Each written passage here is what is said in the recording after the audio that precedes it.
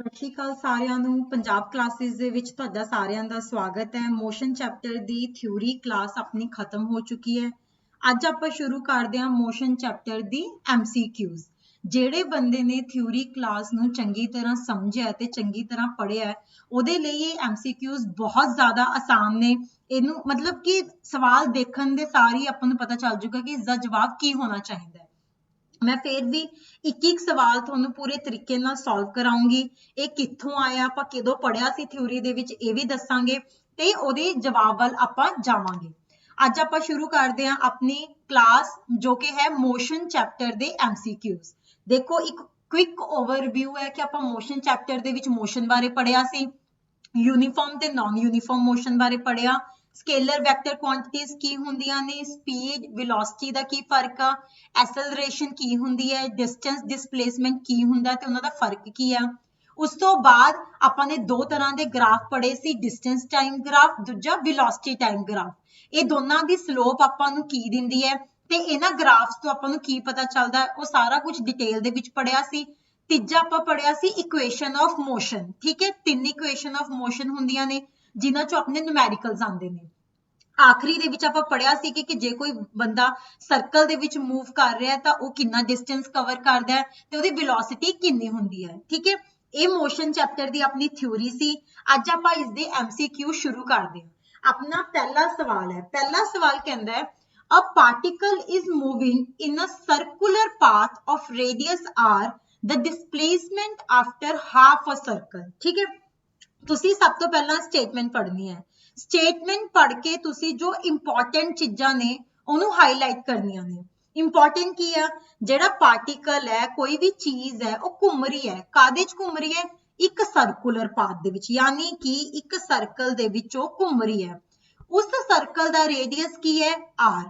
ਉਸ ਸਰਕਲ ਦਾ ਰੇਡੀਅਸ ਹੈ ਆਪਣੇ ਕੋਲੇ r। ਸਮਝ ਆ ਗਈ? डिस्प्लेसमेंट ਉਹਨੇ ਪੁੱਛੀ ਹੈ, ਉਹਨੇ ਕੀ ਪੁੱਛੀ ਹੈ? डिस्प्लेसमेंट ਕਦੋਂ?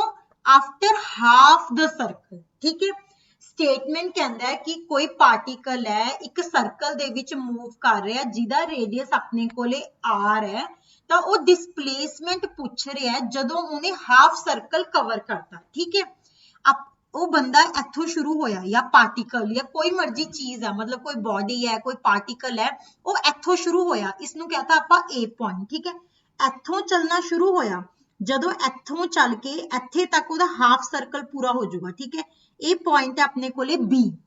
ਜਦੋਂ ਉਹ ਦੁਬਾਰਾ A ਤੇ ਆ ਗਿਆ ਤਾਂ ਇੱਕ ਪੂਰਾ ਸਰਕਲ ਕੰਪਲੀਟ ਹੋ ਜਾਊਗਾ। ਆਪਣੇ ਕੋਲੇ ਇੱਕ ਸਰਕੂਲਰ ਪਾਥ ਹੈ, ਮਤਲਬ ਸਮਝ ਲਓ ਬੰਦਾ ਸਾਈਕਲਿੰਗ ਕਰ ਰਿਹਾ ਤੇ ਜਿਹੜੇ ਰਸਤੇ ਦੇ ਉੱਤੇ ਉਹ ਸਾਈਕਲਿੰਗ ਕਰ ਰਿਹਾ ਉਹ ਸਰਕੂਲਰ ਹੈ, ਮਤਲਬ ਸਰਕਲ ਦੇ ਵਿੱਚ ਹੈ। ਰੇਡੀਅਸ ਹੈਗਾ ਆਪਣੇ ਕੋਲੇ r। ਠੀਕ ਹੈ, ਬੰਦਾ A ਪੁਆਇੰਟ ਤੋਂ ਸ਼ੁਰੂ ਹੋਇਆ, ਉਹਨੇ ਅੱਧਾ ਸਰਕਲ ਕਵਰ ਕਰ ਲਿਆ B ਤੱਕ। ਸਮਝ ਆ ਗਈ? ਅੱਧਾ ਸਰਕਲ ਕਵਰ ਕਰ ਲਿਆ B ਤੱਕ। ਹੁਣ ਉਹ ਪੁੱਛ ਰਿਹਾ ਹੈ ਕਿ ਅੱਧੇ ਸਰਕਲ ਤੋਂ ਬਾਅਦ ਡਿਸਪਲੇਸਮੈਂਟ ਕਿੰਨਾ ਹੈ। ਜਦੋਂ ਆਪਾਂ ਥਿਊਰੀ ਕਲਾਸ ਪੜ੍ਹੀ ਸੀ ਤਾਂ ਆਪਾਂ ਪੜਿਆ ਸੀ ਕਿ ਡਿਸਪਲੇਸਮੈਂਟ ਕੀ ਹੁੰਦਾ ਹੈ। ਡਿਸਪਲੇਸਮੈਂਟ ਹੁੰਦਾ ਹੈ ਸ਼ਾਰਟੈਸਟ ਰੂਟ, ਮਤਲਬ ਇਨੀਸ਼ੀਅਲ ਤੇ ਫਾਈਨਲ ਪੁਆਇੰਟ ਦੇ ਵਿੱਚ ਛੋਟੇ ਤੋਂ ਛੋਟਾ ਰਸਤਾ ਕਿਹੜਾ ਹੈ ਉਹਨੂੰ ਕਹਿੰਦੇ ਆ ਡਿਸਪਲੇਸਮੈਂਟ। ਇਨੀਸ਼ੀਅਲ ਪੁਆਇੰਟ ਹੈ A, ਫਾਈਨਲ ਪੁਆਇੰਟ ਆਪਣਾ B। A ਤੇ B ਦੇ ਵਿੱਚ ਸਭ ਤੋਂ ਛੋਟਾ ਰਸਤਾ ਕਿਹੜਾ ਹੈ ਉਹ ਆਪਣਾ ਡਿਸਪਲੇਸਮੈਂਟ ਹੈ। ਸਮਝ ਆਈ? ਇਹ ਆਪਣੇ ਕੋਲੇ r ਹੋ ਗਿਆ, ਇਹ ਵੀ ਆਪਣੇ ਕੋਲੇ r ਹੋ ਗਿਆ ਤੇ A ਤੇ B ਦੇ ਵਿੱਚ ਆਪਣੇ ਕੋਲੇ ਕਿੰਨਾ ਡਿਸਟੈਂਸ ਹੈ? 2r। ਸਮਝ ਆਈ? A ਤੇ B ਦੇ ਵਿੱਚ ਕਿੰਨਾ ਫਰਕ ਹੈ? ਇੱਕ ਸਰਕਲ ਹੈ, ਸਰਕਲ ਦਾ ਇਹ ਵੀ r ਹੈ, ਇਹ ਵੀ r ਹੈ, ਇਹ ਵੀ ਰੇਡੀਅਸ r ਹੈ। ਇਹ ਤਾਂ ਮਤਲਬ ਮੈਥਮੈਟਿਕ ਕਨਸੈਪਟ ਹੈ, ਤੁਹਾਨੂੰ ਸਮਝਾਉਣ ਦੀ ਲੋੜ ਨਹੀਂ ਹੈਗੀ। r ਹੋ ਗਿਆ, ਉਹ A ਤੋਂ ਸ਼ੁਰੂ ਹੋਇਆ ਸੀ, ਉਹਨੇ ਖਤਮ ਕੀਤਾ ਆਪਣਾ ਡਿਸਟੈਂਸ B ਤੱਕ। A ਤੇ B ਦੇ ਵਿੱਚ ਸਭ ਤੋਂ ਛੋਟਾ ਰਸਤਾ ਜੋ ਹੋਊਗਾ ਉਸਨੂੰ ਕਿਹਾ ਜਾਂਦਾ ਹੈ ਡਿਸਪਲੇਸਮੈਂਟ। ਤਾਂ A ਤੇ B ਦੇ ਵਿੱਚ ਕਿੰਨੇ ਰੇਡੀਅਸ ਦਾ ਫਰਕ ਹੈ? 2r ਦਾ। ਠੀਕ ਹੈ, ਬਹੁਤ ਜ਼ਿਆਦਾ ਸੌਖਾ ਇਹ ਸਵਾਲ ਸੀ ਕਿ ਕੋਈ ਪਾਰਟੀਕਲ ਹੈ ਉਹ ਇੱਕ ਸਰਕਲ ਦੇ ਵਿੱਚ ਮੂਵ ਕਰਦਾ ਜਿਹਦਾ ਰੇਡੀਅਸ ਹੈ ਆਪਣੇ ਕੋਲੇ r। A ਤੋਂ ਸ਼ੁਰੂ ਹੋਇਆ, ਉਸਨੇ ਅੱਧਾ ਸਰਕਲ ਕਵਰ ਕਰਤਾ ਪੁਆਇੰਟ B ਤੱਕ, ਤਾਂ ਉਹ ਪੁੱਛ ਰਿਹਾ ਕਿ ਡਿਸਪਲੇਸਮੈਂਟ ਕਿੰਨਾ ਹੈ। ਡਿਸਪਲੇਸਮੈਂਟ ਹੁੰਦਾ ਹੈ shortest route between the initial and final point. A ਤੇ B ਦੇ ਵਿੱਚ ਛੋਟੇ ਤੋਂ ਛੋਟਾ ਕਿਹੜਾ ਰਸਤਾ ਬਣਦਾ ਹੈ? ਇੱਕ ਲਾਈਨ ਤੁਸੀਂ ਡਰਾ ਕਰ ਦੋਗੇ, ਉਹ ਕਿਹਦੇ ਬਰਾਬਰ ਹੈ? 2r ਦੇ ਬਰਾਬਰ ਹੈ। ਕਿਹਦੇ ਬਰਾਬਰ ਹੈ? 2r ਦੇ ਬਰਾਬਰ ਹੈ। ਸਮਝ ਆ ਗਈ? ठीक है। अगर हुण देखो इसे सवाल दे नाल मैं एक होर सवाल कवर करानी आ, जे वो डिस्प्लेसमेंट दी जगह ते फॉर एग्जांपल आपां नूं पुछ लैंदा कि डिस्टेंस अद्धे सर्कल तो बाद डिस्टेंस कितना है, जो पूरे सर्कल दा सरकमफेरेंस हुंदा 2 पाई आर, जदों सर्कल अद्धा रह गया तो 2 पाई आर बाय 2। ਤਾਂ ਜੇ ਉਹ ਡਿਸਪਲੇਸਮੈਂਟ ਦੀ ਜਗ੍ਹਾ ਅੱਧੇ ਸਰਕਲ ਬਾਅਦ ਪੁੱਛ ਲੈਂਦਾ ਕਿ ਉਹਨੇ ਕਿੰਨਾ ਡਿਸਟੈਂਸ ਕਵਰ ਕੀਤਾ, ਤਾਂ ਇਹ ਡਿਸਟੈਂਸ ਹੈ ਪਾਈ ਆਰ। 2 ਪਾਈ ਆਰ ਪੂਰਾ ਸਰਕਮਫੇਰੈਂਸ ਹੈ, 2 ਪਾਈ ਆਰ ਪੂਰਾ ਘੇਰਾ ਹੈ, ਉਹਦਾ ਹਾਫ ਕਰਤਾ ਤਾਂ ਰਹਿ ਗਿਆ ਪਾਈ ਆਰ। समझ आई? ਪਾਈ ਆਰ ਉਸ ਕੇਸ ਦੇ ਵਿੱਚ ਆਣਾ ਸੀ ਅਗਰ ਉਹ ਡਿਸਪਲੇਸਮੈਂਟ ਦੀ ਜਗ੍ਹਾ ਤੇ ਡਿਸਟੈਂਸ ਪੁੱਛ ਲੈਂਦਾ। ਤਾਂ ਇਸ ਸਵਾਲ ਦੇ ਵਿੱਚ ਅਸੀਂ ਦੋ ਸਵਾਲ ਕੀਤੇ। एक सर्कल सी जिहदा रेडियस r सी, a तो चलिया b ते पहुंचा, यानी हाफ सर्कल बाद अगर उन्हें पूछा कि डिस्प्लेसमेंट कितना है तो सीधी लाइन ड्रॉ करती वो 2r दे बराबर सी।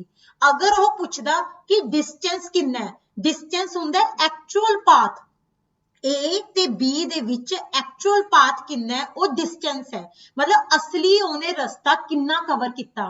ਤਾਂ पूरा घेरा सी 2 पाई आर, जदों सर्कल अद्धा रह गया तो 2 पाई आर बाय 2 यानी कि पाई आर। पाई आर जवाब तां आना सी अगर वो डिस्टेंस पुछदा, क्योंकि इत्थे उन्हें डिस्प्लेसमेंट पूछिया है तो अपने कोले जिहड़ा आंसर है वो हैगा 2r डबल द रेडियस। सवाल समझ आ गया? बहुत सौखा सी। जे तुसी थ्योरी पढ़ी हुई है, थ्योरी नूं चंगी तरह समझिया होया तां इह सवाल इन्ना सौखा सीगा कि 1 मिनट तो पहलां तुहानूं इहदा जवाब पता होना सी। अगले सवाल वाल आपां वधदे हां। बहुत सौखा क्वेश्चन। वो कहता कि न्यूमेरिकल रेशो दसनी है डिस्प्लेसमेंट टू डिस्टेंस। की कह रहा वो? ऊपर हैगा अपने कोले डिस्प्लेसमेंट, नीचे है अपने कोले डिस्टेंस। रेशो पूछी है दोनों दी, डिस्प्लेसमेंट ओवर डिस्टेंस। कोई ऑब्जेक्ट है जिहड़ा वो मूव कर रहा है। जदों आपां थ्योरी क्लास कीती सी तां यह गल चीक चीक के कही सी कि डिस्प्लेसमेंट हमेशा जां तां डिस्टेंस तो घट होगा जां डिस्टेंस दे बराबर होगा। जिहड़ा शॉर्टेस्ट रूट है, मतलब छोटे तो छोटा रास्ता है, वो एक्चुअल तो कदे भी वड्डा नहीं हो सकता, एक्चुअल पाथ तो कदे भी वड्डा नहीं हो सकता। डिस्प्लेसमेंट डिस्टेंस तो जां तां घट होगी जां उहदे बराबर होएगी। थ्योरी क्लासेस दे विच ये गल आपां नूं चीक चीक के दसी गई सी कि डिस्प्लेसमेंट हमेशा जां तां डिस्टेंस दे बराबर होगी जां वो डिस्टेंस तो घट होगी। डिस्प्लेसमेंट कदे भी डिस्टेंस तो वध नहीं हो सकती। ਇਹਦਾ कारण ये है कि जो डिस्प्लेसमेंट है वो हैगा शॉर्टेस्ट रूट ते डिस्टेंस हैगा एक्चुअल रूट। ਤਾਂ ਜਿਹੜਾ ਸ਼ਾਰਟੈਸਟ ਸ਼ਾਰਟਕਟ ਹੈ ਉਹ ਕਦੇ ਵੀ ਐਕਚੁਅਲ ਤੋਂ ਵੱਡਾ ਨਹੀਂ ਹੋ ਸਕਦਾ। ਤਾਂ ਡਿਸਪਲੇਸਮੈਂਟ ਤੇ ਡਿਸਟੈਂਸ ਦੀ ਜਿਹੜੀ ਰੇਸ਼ੋ ਹੈ ਜਾਂ ਤਾਂ ਉਹ ਲੈਸ ਹੈ ਜਾਂ ਫਿਰ ਉਹ ਬਰਾਬਰ ਹੈ 1 ਤੋਂ। ਸਮਝ ਆਈ? डिस्प्लेसमेंट है जिहड़ा जां तां वो डिस्टेंस दे बराबर हुंदा है, इक्वल हुंदा है, जां वो डिस्टेंस तो घट हुंदा है यानी कि लैस दैन हुंदा है। कदे भी ओदे तो ज्यादा नहीं हो सकता। ठीक है। अगला सवाल कहता for a given VT graph velocity ते टाइम दा ग्राफ दिता होया है। ये तो की एंसर हुंदा है। ठीक है। ये सेम ग्राफ थ्योरी क्लास दे विच कीता सी कि जदों वेलोसिटी ते टाइम दा ग्राफ है, जदों वो लाइन स्ट्रेट आ जाती है पैरेलल टू टाइम एक्सिस, तां वो हमेशा एक यूनीफॉर्म मोशन हुंदा है। मोशन हुंदा है यूनीफॉर्म। समझ आई? वेलोसिटी टाइम ग्राफ दे विच असी ये गल पढ़ी सी कि जदों भी वेलोसिटी मतलब ਇਹਦਾ मतलब की है कि टाइम कोई मर्जी होवे जिहड़ी वेलोसिटी है वो कांस्टेंट है। टाइम कोई मर्जी होवे जो वेलोसिटी अपने कोले वो कांस्टेंट है। ठीक है। जे वेलोसिटी कांस्टेंट है तो आपां वारी वारी ये गल पढ़ी सी कि अगर अपने कोले जो वेलोसिटी है वो कांस्टेंट है तो अपने कोले हमेशा वो जिहड़ा मोशन है वो अपने कोले यूनीफॉर्म मोशन होएगा। केड़ा मोशन होगा? यूनीफॉर्म मोशन होगा। ठीक है। ते जो इसकी स्लोप है वो स्लोप अपने कोले हमेशा आपां नूं एक्सेलरेशन दोगी। की दोगी? आपां नूं एक्सेलरेशन दोगी। ठीक है। ਵੈਲੋਸਿਟੀ ਟਾਈਮ ਗ੍ਰਾਫ ਦੇ ਵਿੱਚ ਜਦੋਂ ਟਾਈਮ ਐਕਸਿਸ ਦੇ ਪੈਰਲਲ ਇੱਕ ਲਾਈਨ ਆਉਂਦੀ ਹੈ ਤਾਂ ਜਿਹੜਾ ਉਹ ਮੋਸ਼ਨ ਹੁੰਦਾ ਹੈ ਹਮੇਸ਼ਾ ਉਹ ਯੂਨੀਫਾਰਮ ਮੋਸ਼ਨ ਹੁੰਦਾ ਹੈ। ਕੀ ਹੁੰਦਾ ਹੈ? ਮੋਸ਼ਨ ਯੂਨੀਫਾਰਮ ਹੁੰਦਾ ਹੈ। ਠੀਕ ਹੈ। ਐਟ ਰੈਸਟ ਦਾ ਮਤਲਬ ਹੈ ਕਿ ਉਹ मूव ही नहीं कर रही। वेलोसिटी कांस्टेंट है, वो मूव तो कर रही है ना। समझ आई कि वो मोशन है जेड़ा वो कांस्टेंट है, लेकिन जेड़ी बॉडी है वो मूव तो कर रही है। ठीक है, ਤਾਂ ਰੈਸਟ नहीं हो सकता। ਉਹ ਕਹਿ ਰਿਹਾ ਨॉन यूनिफॉर्म मोशन। ਥਿਊਰੀ ਦੇ ਵਿੱਚ ਆਪਾਂ ਪੜਿਆ ਸੀ ਵੈਲੋਸਿਟੀ ਟਾਈਮ ਗ੍ਰਾਫ ਦੇ ਵਿੱਚ ਅਗਰ ਇਸ ਤਰ੍ਹਾਂ ਦਾ ਮਤਲਬ ਕਿ ਜਿਹੜਾ ਗ੍ਰਾਫ ਹੈ ਆਪਣੇ ਕੋਲੇ ਇਸ ਤਰੀਕੇ ਦਾ ਆਂਦਾ ਹੈ ਤਾਂ ਆਪਾਂ ਉਸ ਕੇਸ ਦੇ ਵਿੱਚ ਉਹਨੂੰ ਕਹਿੰਦੇ ਹੁੰਦੇ ਆ ਕਿ ਉਹ ਨॉन यूनिफॉर्म मोशन ਹੈ। ਸਮਝ ਆਈ ਗੱਲ ਕਿ ਅਗਰ ਆਪਣੇ ਕੋਲੇ ਜਿਹੜਾ ਵੈਲੋਸਿਟੀ ਟਾਈਮ ਦਾ ਗ੍ਰਾਫ ਹੈ ਇਹ ਇੱਥੇ ਆਪਾਂ ਨੂੰ ਇੰਨਾ ਸਟ੍ਰੈਸ ਕਿਉਂ ਦੇਣਾ ਪੈ ਰਿਹਾ। ਠੀਕ ਹੈ, ਇਹ ਗੱਲ ਚੰਗੀ ਤਰ੍ਹਾਂ ਸਮਝਣੀ ਹੈ। ਇੱਥੇ ਇਸ ਦਾ ਇੰਨਾ ਜ਼ਿਆਦਾ ਸਟ੍ਰੈਸ ਇਸ ਕਰਕੇ ਦੇਣਾ ਪੈ ਰਿਹਾ ਕਿਉਂਕਿ ਇਹ MCQs ਦੀ ਕਲਾਸ ਹੈ। ਅਗਰ ਇਹ ਕਲਾਸ ਨੂੰ ਤੁਸੀਂ ਥਿਊਰੀ ਕਲਾਸ ਨੂੰ ਚੰਗੀ ਤਰ੍ਹਾਂ ਸਮਝਿਆ ਹੁੰਦਾ ਜਾਂ ਥਿਊਰੀ ਕਲਾਸ ਨੂੰ ਜਿਸ ਬੰਦੇ ਨੇ ਵੀ ਚੰਗੀ ਤਰ੍ਹਾਂ ਪੜ੍ਹਿਆ ਉਸਨੂੰ ਇਹਦੇ ਵਿੱਚ ਕੋਈ ਬਹੁਤ ਜ਼ਿਆਦਾ ਮਤਲਬ ਕਿ ਦਿਮਾਗ ਖਪਾਈ ਕਰਨ ਦੀ ਲੋੜ ਨਹੀਂ ਹੈਗੀ। ਉਹਨੂੰ ਚੰਗੀ ਤਰ੍ਹਾਂ ਪਤਾ ਹੈ ਕਿ ਅਗਰ ਵੈਲੋਸਿਟੀ ਟਾਈਮ ਦਾ ਗ੍ਰਾਫ ਹੈ, पैरेलल लाइन आ रही है, टाइम एक्सिस के पैरेलल एक सीधी लाइन आ रही है तो वो हमेशा यूनिफॉर्म मोशन होएगा। की होएगा? Uniform motion. चलो जी, ना वो नॉन यूनिफॉर्म हो सकता है, ना वो रेस्ट ते हो सकता है, ना वो यूनिफॉर्म एक्सेलरेशन हो सकता है। ठीक, अगला वो कहता है, अगला ये क्वेश्चन आप बाद दे विच करांगे क्योंकि ਇਹਦੇ ਵਿੱਚ ਇੱਕ ਕਨਸੈਪਟ ਲੱਗਣਾ है। ठीक है, ये बाद ਦੇ ਵਿੱਚ ਕਰਾਂਗੇ। ਹੁਣ सेम एक ग्राफ में इस करके करा रही है। ये ਜਿਹੜਾ सवाल है ये फिर BT ग्राफ ਨਾਲ ਲੈਣਾ ਦੇਣਾ। ठीक है, ਇੱਥੇ ਆਏਗਾ VT। ਉਹ ਕਹਿ ਰਿਹਾ ਹੈ ਕਿ area under VT graph, velocity time graph, ਜਿੰਨੇ ਵੀ ਮੋਸ਼ਨ ਚੈਪਟਰ ਦੇ ਨਿਊਮੈਰੀਕਲਸ ਆਉਂਦੇ ਆ ਜਾਂ ਤਾਂ ਗ੍ਰਾਫ ਚੋਂ ਆਉਂਦੇ ਆ ਜਾਂ ਉਹ ਨਿਊਮੈਰੀਕਲਸ ਹੁੰਦੇ ਆ। ਠੀਕ ਹੈ, ਵੈਲੋਸਿਟੀ ਟਾਈਮ ਦਾ ਗ੍ਰਾਫ ਹੈ। ਟਾਈਮ ਆਪਣੇ ਕੋਲੇ x ਐਕਸਿਸ ਤੇ ਹੈ, ਵੈਲੋਸਿਟੀ ਆਪਣੇ ਕੋਲੇ y ਐਕਸਿਸ ਤੇ ਹੈ। ਕਹਿੰਦੇ ਕਿ ਜੋ ਏਰੀਆ ਅੰਡਰ ਕਰਵ ਹੈ, ਏਰੀਆ ਅੰਡਰ ਕਰਵ ਇਹਦਾ ਕੀ ਹੁੰਦਾ ਹੈ? Velocity over time, velocity into time. Velocity into time ਕੀ ਹੁੰਦਾ ਹੈ? ਡਿਸਟੈਂਸ ਕੀ ਹੁੰਦਾ ਹੈ?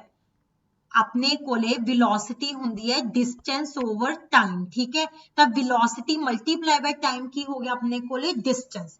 ਏਰੀਆ ਅੰਡਰ ਕਰਵ ਦੇਖੋ ਜਦੋਂ ਵੀ ਕਿਸੇ ਗ੍ਰਾਫ ਦਾ ਇਹ ਕਨਸੈਪਟ ਨਾ ਆਪਣੇ ਕੋਲੇ ਵਾਰੀ-ਵਾਰੀ ਦਿਮਾਗ 'ਚ ਬਿਠਾ ਲਓ। ਆਪਣੇ ਕੋਲੇ ਕੋਈ ਮਰਜ਼ੀ ਗ੍ਰਾਫ ਹੈ, ਕੋਈ ਵੀ XYZ ਆਪਣੇ ਕੋਲੇ ਕੋਈ ਵੀ ਗ੍ਰਾਫ ਹੈ, X ਐਕਸਿਸ ਹੈ ਤੇ Y ਐਕਸਿਸ ਹੈ। अगर कोई इस ग्राफ की स्लोप फाइंड आउट करने ਨੂੰ ਕਹਿੰਦਾ ਹੈ ਤਾਂ ਆਪਾਂ ਕਰਦੇ ਹਾਂ y over x।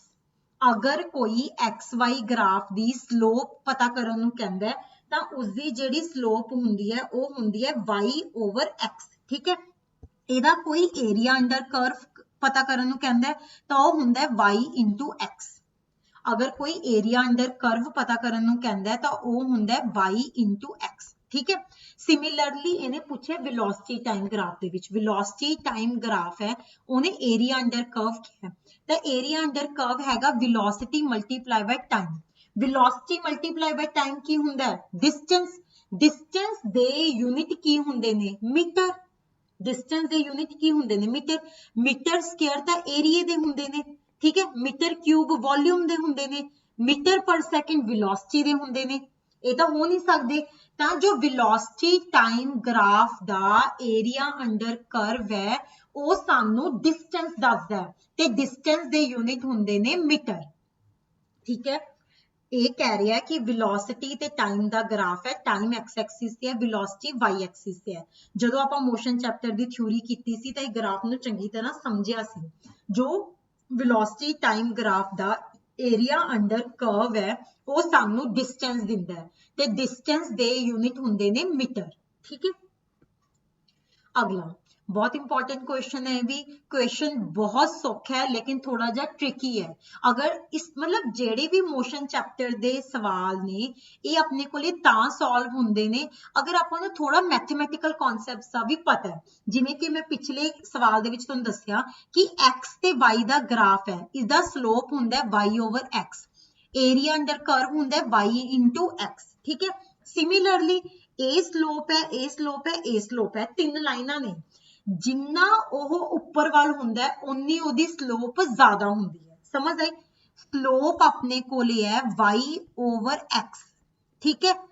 स्लोप ज्यादा कदों होगी, जदों y ज्यादा होएगा, ठीक है। स्लोप ज्यादा तां होएगी अगर y ज्यादा होगा, x अपने कोले घट होगा, ठीक है। इत्थे y इन्ना x इन्ना है, इत्थे y घट है x ज्यादा है, इत्थे y घट है x ज्यादा है।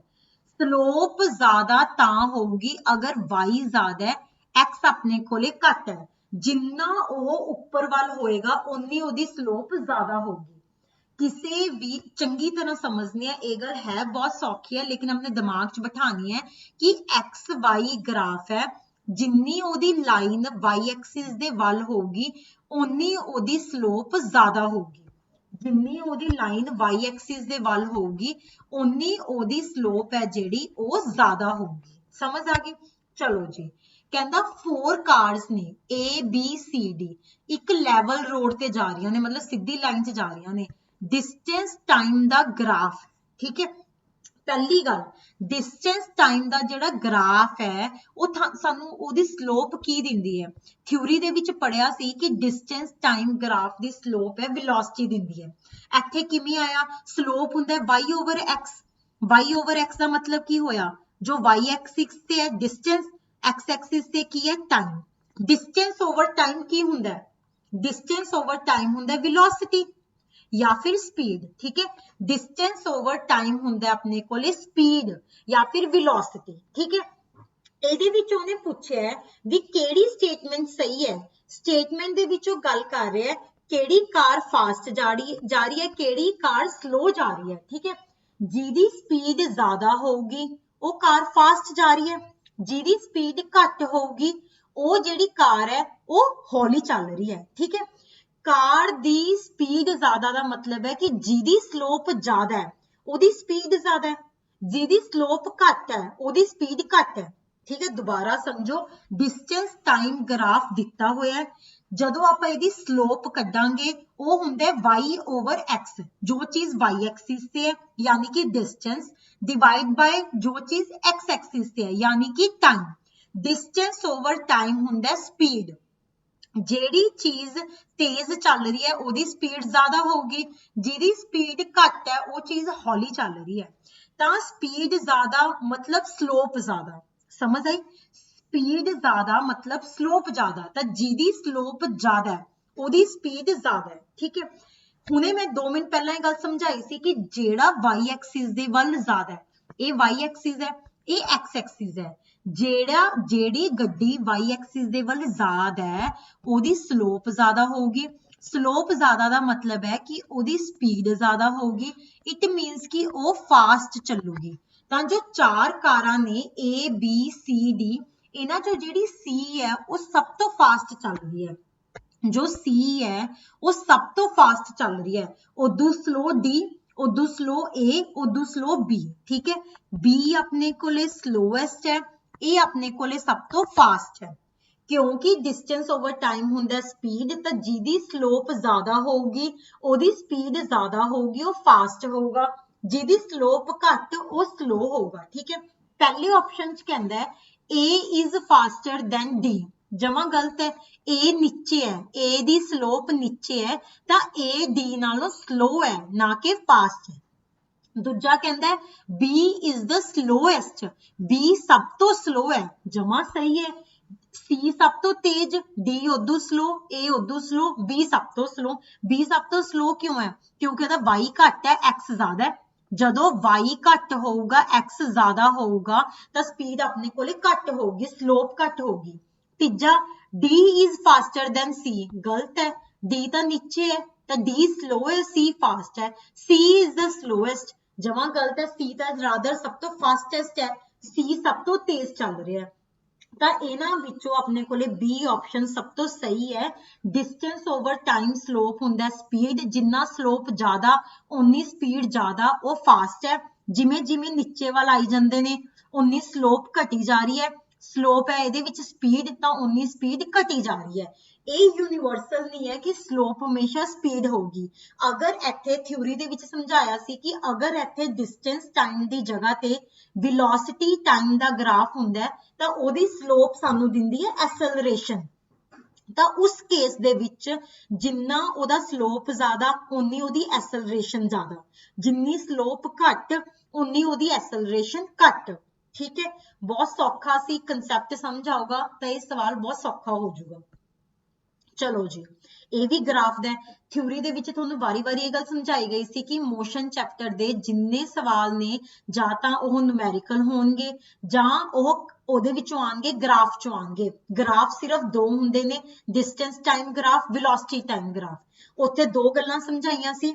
ਡਿਸਟੈਂਸ ਟਾਈਮ ਗ੍ਰਾਫ ਦਾ ਜਿਹੜਾ ਸਲੋਪ ਹੈ ਉਹ ਤੁਹਾਨੂੰ ਸਪੀਡ ਦਿੰਦਾ ਹੈ। ਅਗਰ ਤਾਂ ਉਹ ਸਲੋਪ ਸਟ੍ਰੇਟ ਲਾਈਨ ਹੈ ਤਾਂ ਉਹ ਯੂਨੀਫਾਰਮ ਮੋਸ਼ਨ ਹੈ, ਅਗਰ ਉਹ ਕਰਵਡ ਲਾਈਨ ਹੈ ਤਾਂ ਉਹ ਨਾਨ ਯੂਨੀਫਾਰਮ ਮੋਸ਼ਨ ਹੈ। ਵੈਲੋਸਿਟੀ ਟਾਈਮ ਗ੍ਰਾਫ ਦਾ ਜਿਹੜਾ ਸਲੋਪ ਹੈ ਸਾਨੂੰ ਐਸਲਰੇਸ਼ਨ ਦਿੰਦਾ ਹੈ।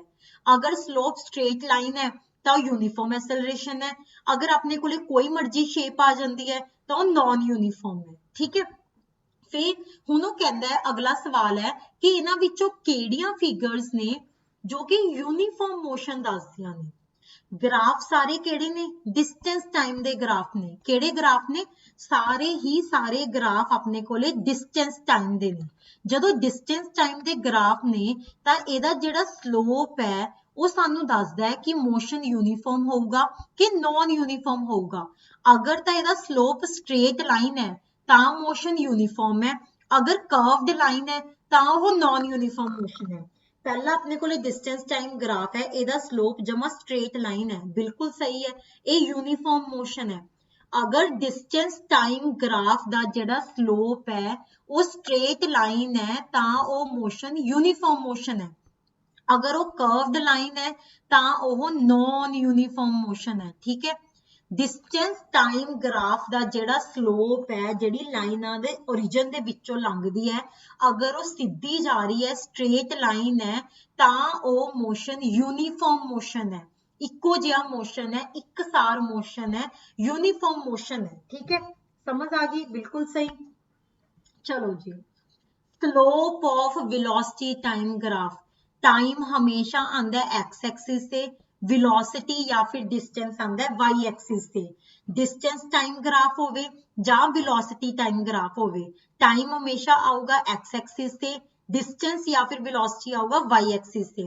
स्लोप कोई भी यह जी चीज जिहड़ी ओरिजिन चों निकलदी है। ठीक है, वेलोसिटी स्लोप की हुंदा है? Y axis over x axis.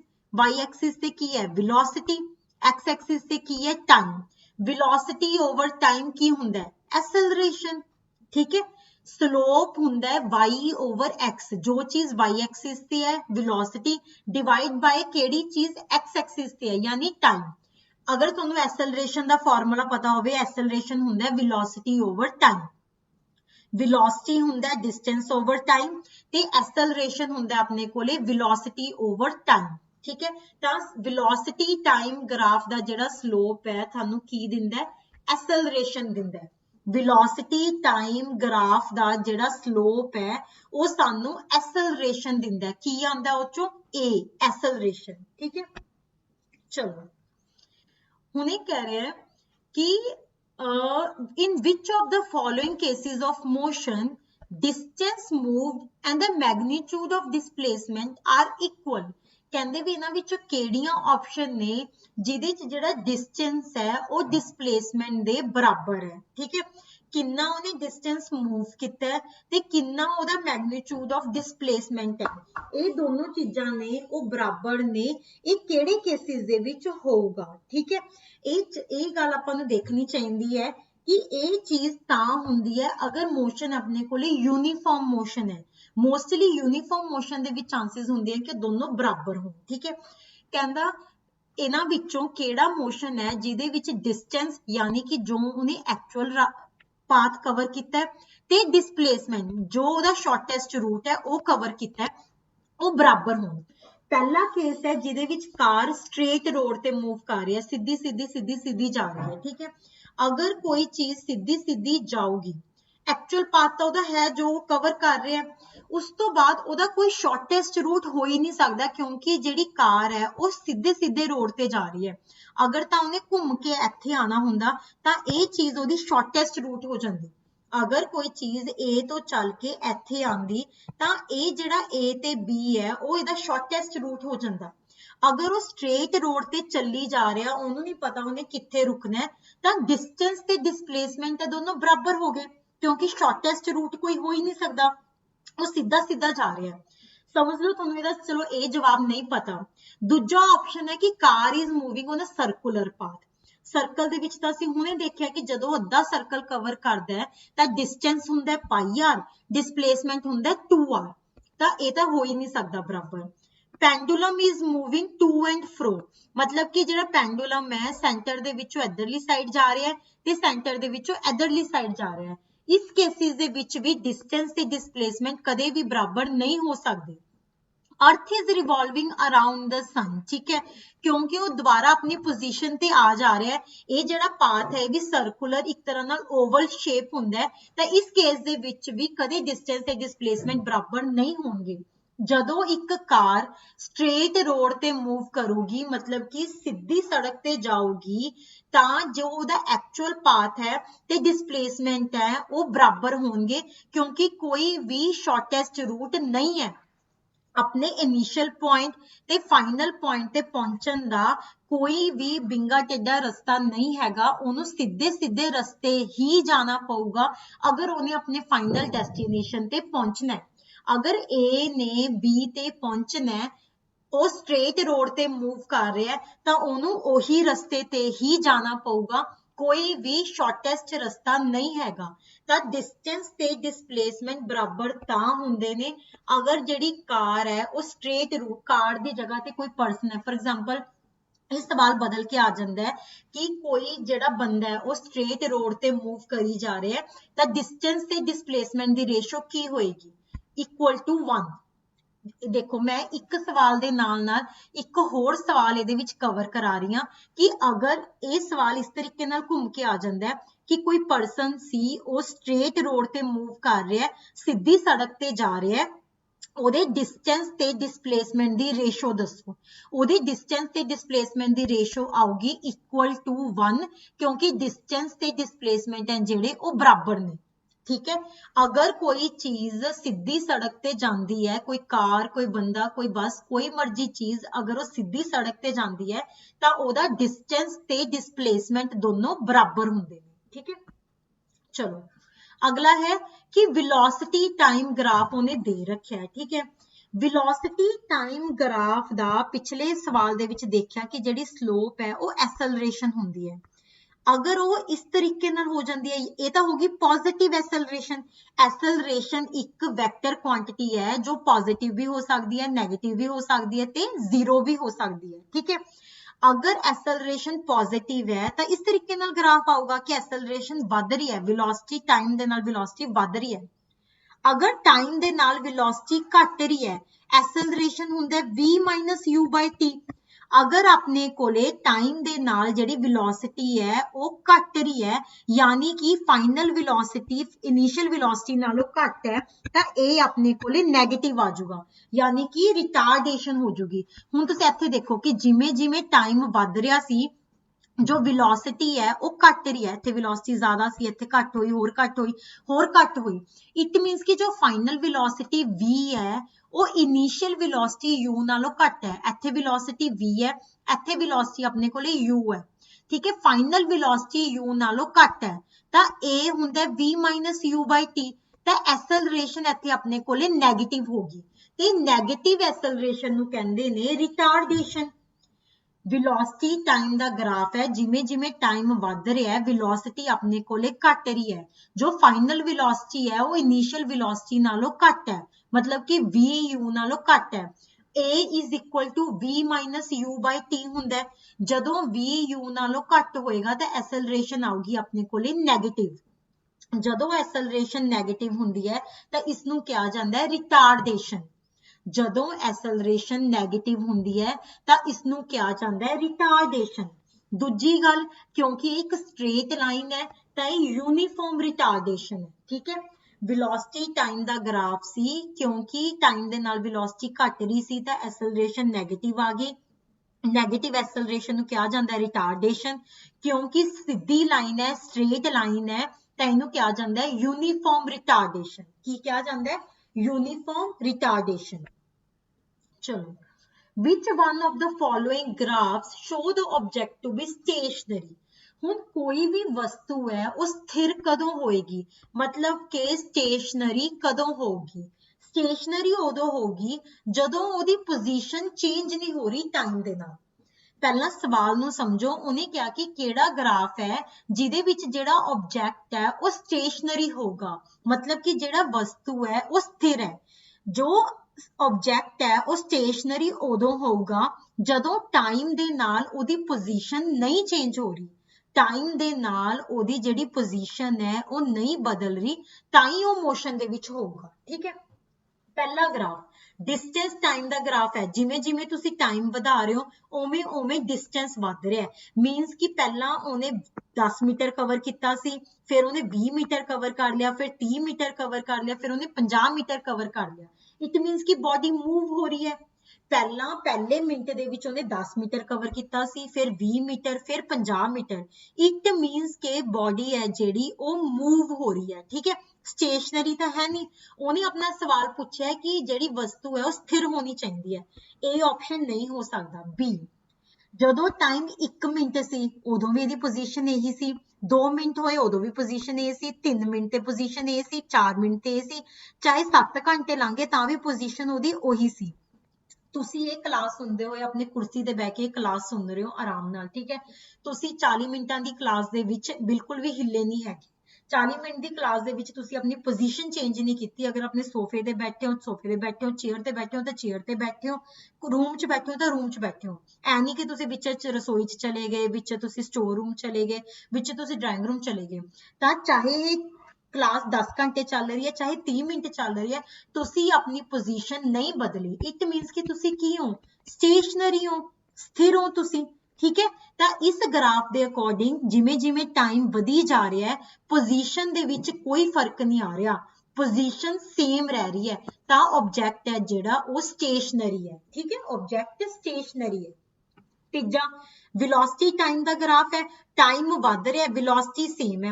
velocity time graph ਦਾ ਜੋ ਏਰੀਆ ਅੰਡਰ ਕਰਵ ਹੈ ਉਹ ਸਾਨੂੰ ਡਿਸਟੈਂਸ ਦਿੰਦਾ ਹੈ। ਇਟ ਮੀਨਸ ਕਿ ਉਹ ਡਿਸਟੈਂਸ ਤਾਂ ਕੁਛ ਨਾ ਕੁਛ ਕਵਰ ਕਰ ਹੀ ਰਿਹਾ ਹੈ, ਤਾਂ ਇਹ ਨਹੀਂ ਹੋ ਸਕਦਾ। ਸੇਮ ਐਸਲਰੇਸ਼ਨ ਟਾਈਮ ਦਾ ਗ੍ਰਾਫ ਸਾਨੂੰ velocity ਦਿੰਦਾ ਹੈ, ਤਾਂ ਇਹ ਵੀ ਆਬਜੈਕਟ ਹੈ ਜਿਹੜਾ ਉਹ ਮੋਸ਼ਨ ਦੇ ਵਿੱਚ ਹੈ। ਜਦੋਂ ਟਾਈਮ ਦੇ ਨਾਲ ਕਿਸੇ ਚੀਜ਼ ਦੀ ਪੋਜੀਸ਼ਨ ਚੇਂਜ ਨਾ ਹੋਵੇ ਤਾਂ ਉਸਨੂੰ ਕਿਹਾ ਜਾਂਦਾ ਹੈ ਕਿ ਉਹ ਸਟੇਸ਼ਨਰੀ ਹੈ। ਠੀਕ ਹੈ, ਇਹ ਆਪਣੇ ਕੋਲੇ ਮੋਸ਼ਨ ਚੈਪਟਰ ਦੇ MCQ ਸੀ। ਇਸ ਦੀ ਥਿਊਰੀ ਅਸੀਂ ਚੰਗੀ ਤਰ੍ਹਾਂ ਪੜ੍ਹੀ ਤੇ ਉਹਦੇ ਨਾਲ ਦੇ MCQ ਦੇਖੇ ਕਿ ਮੈਕਸਿਮਮ ਸਵਾਲ ਜਾਂ ਤਾਂ ਗ੍ਰਾਫ ਦੇ ਵਿੱਚੋਂ ਆ ਰਹੇ ਸੀ ਜਾਂ ਉਹ ਨੂਮੈਰੀਕਲ ਦੇ ਵਿੱਚੋਂ ਆ ਰਹੇ ਸੀ।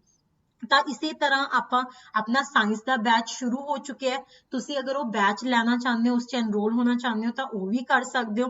ਇਸ ਤੋਂ ਬਿਨਾਂ ਆਪਣੀ MCQ ਕਲਾਸਿਸ ਹੈ ਜਿਹੜੀਆਂ ਉਹ ਇਸੇ ਤਰੀਕੇ ਨਾਲ ਚੱਲਦੀਆਂ ਰਹਿਣਗੀਆਂ। ਅਗਲੀ ਕਲਾਸ ਦੇ ਵਿੱਚ ਅਸੀਂ ਫੋਰਸ ਵਾਲਾ ਚੈਪਟਰ ਪੜਾਂਗੇ, force and law of motion. ਧੰਨਵਾਦ ਸਾਰਿਆਂ ਦਾ।